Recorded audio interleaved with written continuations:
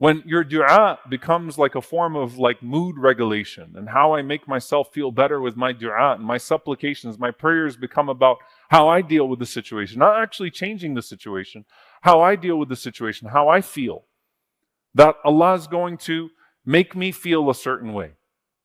Even though you make du'as, Allahumma inni a'udhu bika min al-hammi wal-hazan, you ask Allah Azza wa Jal to protect you from being paralyzed or incapacitated by anxiety or grief.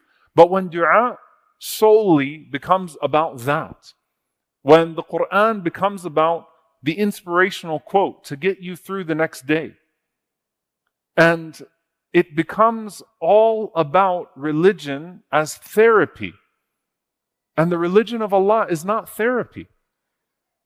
There are therapeutic elements of the religion. There are therapeutic elements of this mission. There are things that are embedded with living with a life of purpose that allow you to face what are otherwise obstacles that are impossible to overcome. There are therapeutic elements, but the religion cannot become therapy. It can't become chasing dopamine. It can't become, I want to feel better, and that's why I'm going to pray this prayer, and that's why I'm going to do this thing that I heard that if I do this, that I'll feel better. Because sometimes Allah doesn't want you to feel better, He wants you to do better. Sometimes Allah wants you to be better. And that comes through the difficult prescriptions of sadness, of toil, of mission, of burden. It comes through those things. And you have to accept that. And there's always this healthy medium of, I should feel a sense of deficiency. I should feel like I should be doing more. Imam Hassan al-Basri rahimahullah ta'ala, he says, المؤمن يعمل الطاعات وهو مشفق وجل خائف والفاجر يعمل بالمعاصي وهو آمن.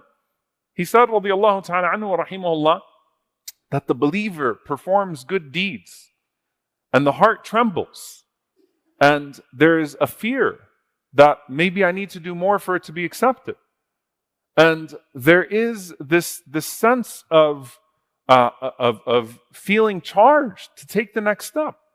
Whereas the sinner commits their sins, وَهُوَ آمِنٌ, and they feel completely safe from those sins. Like they're fine. I'm okay in life. Right? So the believer feels entrusted with something that's deeper, with something that's greater, that encompasses a certain sense of stress and burden to move you to another level of yourself for the sake of Allah subhanahu wa ta'ala. And Allah Azza wa Jal constantly makes it a point to say, it was not to stress you out. It was not to hurt you. Allah takes no joy in causing you pain. Allah takes no joy in disappointing you. But there are necessary burdens that exist in this life to wean you off of it a bit.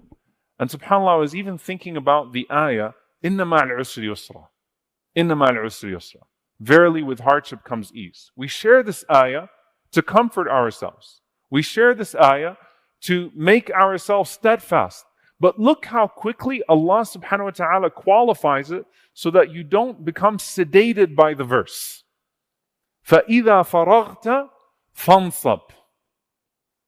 And so when you free up from something, whether it is getting out of a difficult moment or passing through this difficult trial, fansab.